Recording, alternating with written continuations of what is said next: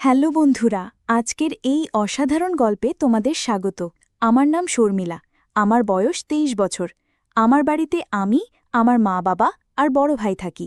আমি এইমাত্র পড়াশোনা শেষ করেছি, কিন্তু এখনও ভবিষ্যতের কোনো পরিকল্পনা করিনি। বাবা চাকরি করেন, আর আমার ভাইও যেখানে কাজ পায় সেখানে হাত লাগিয়ে দেয়। আমাদের সবার জীবন ভালোই চলছিল, আমরা খুব খুশিতে ছিলাম। কিন্তু এরপর আমার সঙ্গে এমন কিছু ঘটতে চলেছিল যা আমি স্বপ্নেও ভাবিনি। একদিন বাবার দিল্লিতে ট্রান্সফার হয়ে গেল, এজন্য আমাদের বাড়ি ছেড়ে দিল্লি চলে যেতে হলো। এখন আমরা দিল্লিতে একটা ভাড়া বাড়িতে থাকতে শুরু করলাম। আমি ভাবলাম এবার আমিও চাকরি করব আর বাড়ির লোকদের আর্থিক সাহায্য করব। চাকরির খোঁজে এদিক ওদিক ঘুরলাম, কিন্তু কোথাও কিছু জুটল না। হতাশ হয়ে বাড়ি ফিরে এলাম। বাড়ির লোকেরা আমাকে বোঝালো কোথাও না কোথাও চাকরি জুটে যাবে। একদিন গ্রাম থেকে ফোন এলো, আমার মাসির শরীর খুব খারাপ। এটা শুনে মামা আর ভাই তড়িঘড়ি গ্রামের উদ্দেশ্যে রওনা দিল। বাড়িতে শুধু আমি আর বাবা রয়ে গেলাম। গ্রামে পৌঁছে ভাই ফোন করে জানালো তাদের কমপক্ষে ১৫ দিন লাগবে। আমাকে বলল, তুই বাবার খেয়াল রাখিস।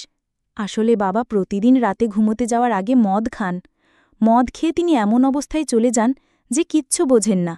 মাঝে মধ্যে তো তাঁর প্যান্টও খুলে যায়, তাই তাঁর দেখাশোনা করতে হয়। একদিন বাবা অফিস থেকে ফিরে বলবেন, শর্মিলা, আমার এক পুরনো বন্ধু আসবে। আমি বুঝাম বাবা এবার মদ খাবার প্ল্যান করছেন। পরদিন বাবার অফিস ছুটি ছিল। আমরা দুজনে খাওয়া দাওয়া করে ঘুমিয়ে পড়লাম। সকালে আমি যখন বাড়ির কাজে ব্যস্ত, তখন দরজার বেল বাজল। দরজা খুলে দেখি ৪০ থেকে ৪৫ বছরের একজন লোক দাঁড়িয়ে। তিনি জিজ্ঞেস করলেন, তুমি কি রাহুলের মেয়ে? আমি হ্যাঁ বললাম। তারপর জিজ্ঞেস করলাম, আপনি কে? তিনি বললেন, আমি তোমার বাবার বন্ধু। আমি বুঝলাম এই সেই লোক যার কথা বাবা কাল বলেছিলেন। আমি তাকে প্রণাম করলাম। তিনি বললেন, খুশি থাকো। তারপর লক্ষ্য করলাম তিনি আমাকে একটু অন্যভাবে দেখছেন, বারবার আমার বুকের দিকে তাকাচ্ছেন। আমি ভাবলাম হয়তো এমনিই দেখছেন, তাই গায়ে লাগালাম না। ঠিক তখনই বাবা এসে পড়লেন, বললেন, স্বাগত। দুজনে দুজনকে জড়িয়ে ধরলেন। তাদের দেখে আমারও ভালো লাগল। বাবা আমাকে বললেন, জামা, চা বানিয়ে আন। আমি চা বানাতে চলে গেলাম। ওরা দুজনে গল্প শুরু করলেন।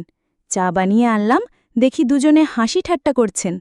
আমি আগে বাবাকে চা দিলাম, তারপর তার বন্ধুকে চা দিতে ঝুঁকতেই লক্ষ্য করলাম তিনি আবার আমার বুকের দিকে তাকাচ্ছেন। তারপর আমাকে দেখে বললেন, রাহুল, তোমার মেয়ে তো অনেক বড় হয়ে গেছে। ওর বয়স কত হল? বাবা বললেন, এখন ওর বয়স ২৩ বছর। তার বন্ধু বললেন, তাড়াতাড়ি ওর বিয়ে দিয়ে দাও। এসব শুনে আমি মুচকি হেসে আমার ঘরে চলে গেলাম। সারাদিন বাবা আর তার বন্ধু গল্প করলেন।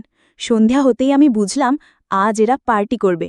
বাবা আমাকে বললেন, মা, পেঁয়াজ আর নুনতা কেটে একটা প্লেটে করে আন। বাবা মদের বোতল বার করেছেন। দুজনে টেবিলে বসে খেতে শুরু করলেন। আমার ভয় হচ্ছিল বাবা যেন বেশি না খান। ধীরে ধীরে পুরো বোতল শেষ করে ফেললেন। দুজনেই নেশায় টাল হয়ে গেলেন, কিচ্ছু বুঝতে পারছিলেন না। আমি বারবার বললাম, খেয়ে নাও, কিন্তু ওরা বাধা শুনলেন না। বাবা তো রোজই খান, তাই তাকে কোনো রকমে ঘরে শুয়ে দিলাম। কিন্তু তার বন্ধুর নেশা এত বেশি হয়ে গিয়েছিল যে তিনি বাড়ি ফিরতেও পারবেন না। আমি তাকে বাবার সমান মনে করতাম, তাই ভাবলাম আজ একে এখানেই শুয়ে দিই। তাকে ঘরে নিয়ে শোয়ানোর চেষ্টা করলাম, কিন্তু তিনি এত ভারী ছিলেন যে আমার পক্ষে নিয়ন্ত্রণ করা কঠিন হয়ে পড়ল। নেশায় কি যেন বটমট করছিলেন, অনেক চেষ্টা করেও তিনি নড়লেন না। ভাবলাম আরেকবার চেষ্টা করি। অনেক কষ্টে তাকে দাঁড় করালাম। দাঁড় করাতেই তিনি ২ হাত আমার কোমরে রাখলেন। আমি ভাবলাম নেশায় আছেন তাই এমন করছেন, কিন্তু তারপর দেখলাম তিনি হাতটা ধীরে ধীরে নিচে নামিয়ে আমার পিছনে রেখে জোরে চাপ দিতে শুরু করলেন। আমি হঠাৎ তাকে ধাক্কা দিলাম। তিনি পড়ে গিয়ে সোফায় আছড়ে পড়লেন। আমি ভাবলাম নেশায় আছেন তাই এমন করেছেন, তার কিচ্ছু জ্ঞান নেই। আমি ভয় পেয়ে গেলাম, তাড়াতাড়ি তাকে সোফায় শুয়ে কম্বল চাপা দিয়ে ঘুম পাড়িয়ে দিলাম। তারপর নিজের ঘরে গিয়ে শুয়ে পড়লাম। ঘুমোতে গিয়ে ভাবছিলাম আঙ্কেলকে ধাক্কা দেওয়া উচিত হয়নি, তিনি নেশায় ছিলেন, কিচ্ছু বুঝতে পারেননি। তিনি তো আমার বাবার সমান। সকালে তাড়াতাড়ি উঠে দেখলাম বাবা আর তার বন্ধু দুজনেই ঘুমোচ্ছেন। চা বানিয়ে ওদের জাগালাম, চা খাইয়ে দিলাম। দুজনে ফ্রেশ হয়ে গেলেন। বাবা অফিসের জন্য তৈরি হতে লাগলেন। আমাকে বললেন, যা মা, নাস্তা বানিয়ে আন। আমি নাস্তা বানাতে গেলাম। নাস্তা নিয়ে আসতেই দেখি বাবার বন্ধু বারবার আমার দিকে তাকাচ্ছেন। বুঝতে পারছিলাম না কেন এমন করছেন। হঠাৎ ভাইয়ের ফোন এলো, বলল মাসির সঙ্গে মায়েরও শরীর খারাপ হয়ে গেছে, আমাদের তাড়াতাড়ি গ্রামে আসতে হবে। আমি বাবাকে বললাম।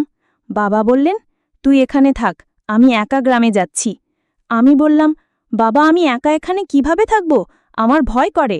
বাবা বললেন, আমার এই বন্ধু ছুটিতে এসেছে, ওরও একটা ঘর ভাড়া লাগবে, আমি গ্রাম থেকে ফিরে আসা পর্যন্ত ও এখানে থাকবে। বাবার বন্ধু বললেন, ঠিক আছে। বাবা তাকে বললেন, আমার মেয়ের খেয়াল রেখো। আঙ্কেল বললেন, রাহুল তুমি চিন্তা করো না, আমি তোমার মেয়ের নিজের মেয়ের মতো দেখাশোনা করব। তারপর বাবা গ্রামে চলে গেলেন। বাড়িতে শুধু আমি আর আঙ্কেল রয়ে গেলাম। আমি আঙ্কেলকে বললাম, আমি খাবার বানাচ্ছি, তারপর দুজনে বসে খাবো। আঙ্কেল হ্যাঁ বললেন। আমি খাবার বানিয়ে আনলাম, দুজনে বসে খেতে লাগলাম। খাবার সময় আঙ্কেল বারবার আমার দিকে তাকাচ্ছিলেন। তারপর বললেন, বেটি তুমি খুব সুন্দর দেখতে। আমি ধন্যবাদ দিলাম। তারপর বললাম, আঙ্কেল কাল রাতে আপনি অনেক বেশি মদ খেয়েছিলেন। তিনি হেসে বললেন, আজ থেকে কম খাবো। ধীরে ধীরে সন্ধে হয়ে এলো। আঙ্কেল বললেন, আমার জন্য একটা প্লেটে পেঁয়াজ আর নুনতা নিয়ে আয়। আমি বুঝলাম আঙ্কেল আবার মদ খাবেন। বাবার মতো ওরও রোজ রাতে মদ খাবার অভ্যেস হয়ে গেছে। আমি নুনতা আর পেঁয়াজ এনে দিলাম। জিজ্ঞেস করলাম, মদে এমন কি আছে যে রোজ খান, এটা খেলে কি মজা লাগে? আঙ্কেল বললেন, হ্যাঁ, এটা খেলে খুব ভালো লাগে। আমি বললাম, সত্যি? তিনি বললেন, একবার তুমিও খেয়ে দেখো। আমি আগে অনেকবার না বললাম, না আমি মদ খাবো না, কিন্তু আঙ্কেল খুব জেদ করলেন। শেষে আমি রাজি হয়ে গেলাম। আঙ্কেলের সঙ্গে বসলাম, তিনি আমাকে এক গ্লাস মদ দিলেন। মদ খেতেই আমার মাথা ঘুরতে শুরু করল। আঙ্কেলও খেতে লাগলেন। এভাবে আমরা পুরো বোতল শেষ করে ফেললাম। আমার মাথা ঘুরছিল, খুব দাঁড়াতেও পারছিলাম না। দেখলাম আঙ্কেল উঠে জল খাচ্ছেন। আমার চোখে ঝাপসা দেখছিলাম, মাথাটা ভীষণ ঘুরছিল। আঙ্কেল আমার কাছে এসে বললেন, বেটি তুমি চিন্তা করো না, তোমার মা আর মাসি দুজনেই ঠিক হয়ে যাবে। তারপর আমাকে জড়িয়ে ধরে শক্ত করে চেপে ধরলেন। দুই হাত আমার কোমরে রেখে বললেন, বেটি তুমি চিন্তা করো না, নিশ্চিন্তে থাকো, আমি সব সময় তোমার সঙ্গে আছি।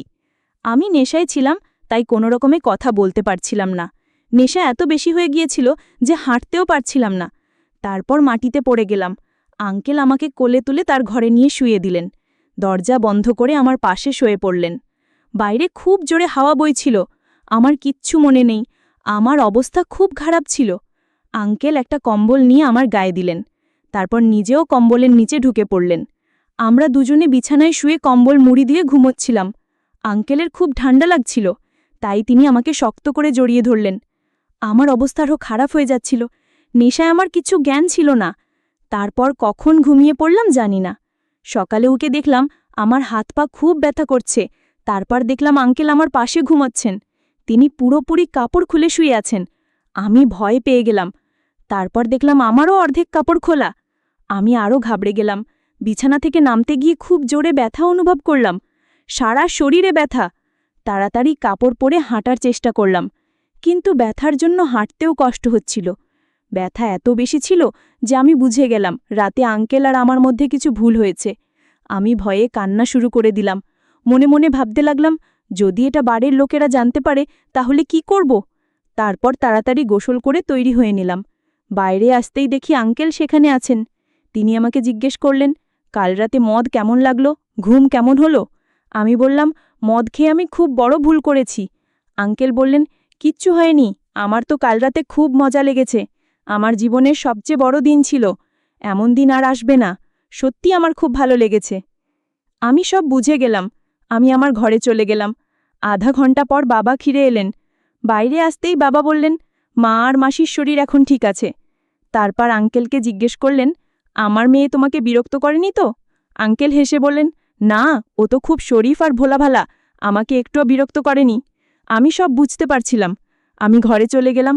বাবার বন্ধুও তার বাড়ি চলে গেলেন। আমি বসে বসে ভাবছিলাম, আমার মদ খাওয়া উচিত হয়নি। তারপর ভাবলাম, যা হয়ে গেছে তা হয়ে গেছে, আজ থেকে আর কখনো এমন ভুল করব না। তো বন্ধুরা, এই গল্পটা তোমাদের কেমন লাগলো কমেন্টে জানিও। এমন ভিডিও দেখতে আমাদের চ্যানেলটিকে সাবস্ক্রাইব করে রাখবেন। ধন্যবাদ।